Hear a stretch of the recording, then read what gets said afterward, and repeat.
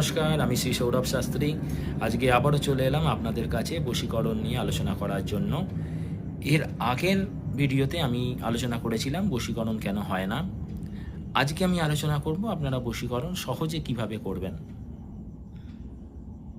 বিশেষ একটি মন্ত্র এবং বিশেষ একটি তিলকের কথা বলবো, যে মন্ত্র এবং তিলক আপনারা যদি ব্যবহার করতে পারেন, অবশ্যই আপনারা প্রিয় মানুষকে বশীকরণ করতে পারবেন।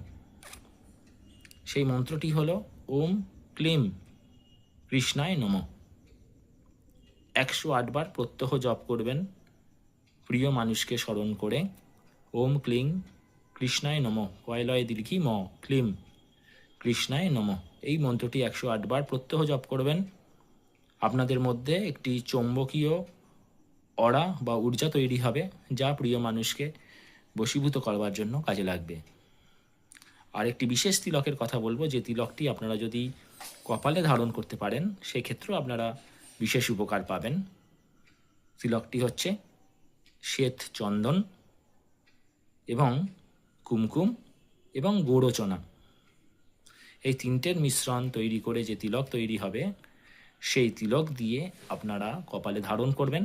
অবশ্যই আপনাদের মধ্যে আকর্ষণী শক্তি বৃদ্ধি পাবে এবং তার ফলে কিন্তু আপনার প্রিয় মানুষ আপনার বশীভূত হবেই।